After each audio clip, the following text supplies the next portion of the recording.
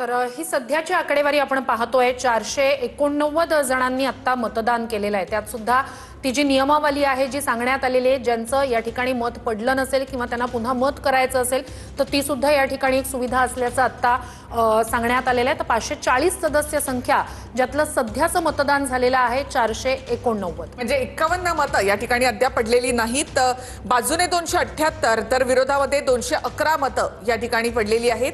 विरोधकांचं म्हणजे इंडिया आघाडीचं संख्याबळ आहे लोकसभेतलं 232, तर विरोधामध्ये 211 मतं या ठिकाणी पडली आहेत। तर येस म्हणून या ठिकाणी 278 मतं पडलेली आहेत। विधेयकाच्या बाजूने 278 मतं पडली आहेत। 540 पैकी एकूण 489 एकूण मतदान या ठिकाणी झालेलं आहे। म्हणजे 51 सदस्यांनी अद्याप या ठिकाणी मतदान केलेलं नाही। बहुमतासाठी 360 जागांची आवश्यकता आहे, मतांची आवश्यकता आहे। 2/3 म्हणजे 360 मतांची आवश्यकता या ठिकाणी होती। तर येस म्हणून या ठिकाणी 278 मतदान या ठिकाणी झालेलं आहे बाजूनं, विधेयकाच्या बाजूने, आणि नाही म्हणून 211 म्हणजे विरोधामध्ये 211 मतं पडलेली आहेत। 540 पैकी एकूण 489 मतं या ठिकाणी देण्यात आलेली आहेत। म्हणजे एकूण 51 मतं जी आहेत ती या ठिकाणी कमी आहेत। आणि सत्ताधारी आघाडीचं संख्याबळ जर पाहायचं झालं तर ते 293 आहे। 240 यापैकी भाजपची सदस्य संख्या, जेडीयू, टीडीपी असे म्हणून एकूण त्यांची जी सत्ताधाऱ्यांची संख्या आहे ती 293 मतांची आहे। सध्या 278 मतं होच्या बाजूने पडलेली आहेत, 211 मतं ही विरोधात पडलेली आहेत।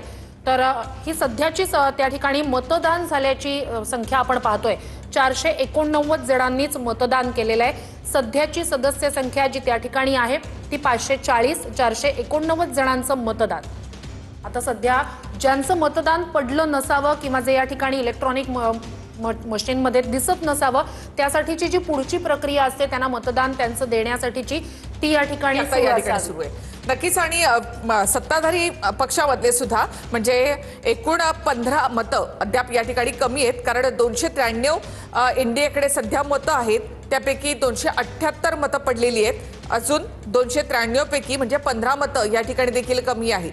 एकूण 360 मतं या ठिकाणी आवश्यक आहे बिल मंजूर होण्यासाठी, आणि परिसेवन बिल मंजूर होण्यासाठी 360 मतांची आवश्यकता आहे। एनडीएकडे सध्या 293 मतं आहेत, मात्र त्यातलीही 278 मतं या ठिकाणी पडलेली आहेत। तर इंडिया आघाडीची म्हणजे विरोधक जे आहेत त्यांची एकूण 211 मतं या ठिकाणी पडलेली आहेत। त्यांचा आकडा आहे 232, त्यापैकी 211 जणांनी या ठिकाणी नाही म्हणून मत दिलेलं आहे। 540 पैकी एकूण 489 एकूण मतं या ठिकाणी पडलेली आहेत। तर अद्यापही लोकसभेमध्ये ही प्रक्रिया सुरू आहे।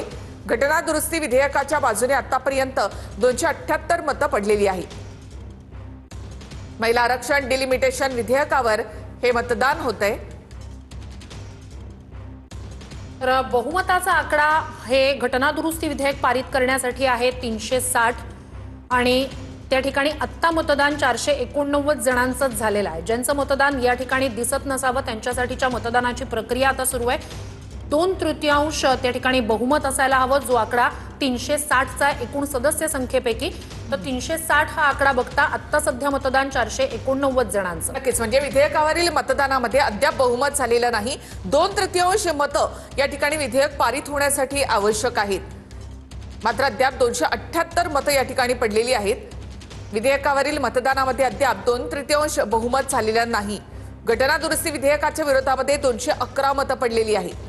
विरोधात 211 तर बाजूने 278 मतं आहेत, मात्र 489 मतं या ठिकाणी एकूण मतं पडलेली आहेत। 278 मतं ही विधेयकाच्या बाजूने, अद्याप विधेयकाच्या बाजूने 2/3 मतं पडलेली नाहीत। महिला आरक्षण डिलिमिटेशनवर या ठिकाणी मतदान होतंय। 540 पैकी फक्त 489 एकूण मतं या ठिकाणी पडलेली आहेत। विधेयकावरील मतदानामध्ये